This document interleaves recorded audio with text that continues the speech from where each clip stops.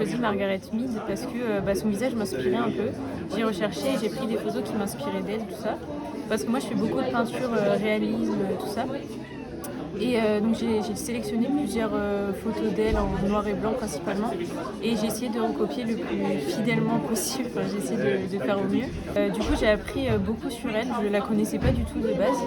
Et j'ai appris que c'était du coup une anthropologue assez connue qui a travaillé du coup, pour la défense des droits des femmes, tout ça. Cette femme, malheureusement, était une assassin, mais qui a été oubliée quand même. Et elle a tué...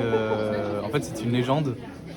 Et sa légende était qu'elle se baignait dans le bain de sang de ses victimes. Et donc, c'est pour ça que j'ai voulu représenter par des gouttes de sang sur l'affiche. Et sa robe en rouge pour représenter le sang. Toujours une référence. Et pour faire ressortir, j'ai fait au crayon de papier en gris pour faire ressortir la robe. En tant qu'homme, je sais quand même qu'on est plutôt surélevé depuis des siècles, mais c'est vrai que les femmes ont toujours leur place malgré tout. Alors en réalité, moi, ça fait très très longtemps que je lis toute la littérature qui a pour principale mission de traduire tout le travail de recherche qui peut être fait aujourd'hui pour exhumer cette mémoire qui est tombée dans les sables de l'oubli.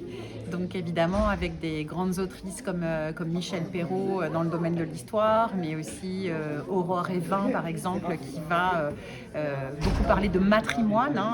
Après, c'est vrai que dans le domaine de l'histoire, de l'histoire pure, c'est peut-être un petit peu plus évident et je pense à cette étude qui a été faite par le centre Aubertine-Auclair qui a examiné 11 manuels d'histoire et qui a démontré que parmi les biographies, il n'y avait que 3,2% de biographies de femmes dans les manuels d'histoire. Et ce qui reste quand même plus important que la présence des femmes dans la sphère publique et dans l'espace public, puisque pour les noms de rue, c'est seulement 2% des noms de rue qui portent des noms de femmes. Donc on voit que le travail est important, la responsabilité collective est importante, et pour moi la responsabilité de l'école, et c'est le sens de cette exposition, est d'autant plus important qu'à la fois il faut ouvrir les imaginaires des jeunes filles et leur montrer qu'on a eu des grandes athlètes, on a eu des grandes exploratrices, on a eu des grandes scientifiques qui ont été victimes de l'effet Mathilda. Et dans notre discipline, on a eu des grandes poétesses comme Sappho dès l'Antiquité, on a eu des grandes femmes philosophes qui ont inspiré des hommes. Le problème, c'est qu'on n'en a retenu que les carrières des hommes et que l'histoire genrée au féminin, elle, a disparu. Alors le projet, il a été mené en collaboration avec toutes les disciplines du lycée. Ça aussi, ça fait partie des choses que je trouve personnellement. Pour les élèves, je pense que l'intérêt est double. Il était à la fois de mettre... ils y ont mis tout leur talent et tout leur cœur, ça je tiens déjà à le dire. On le voit avec la qualité des portraits.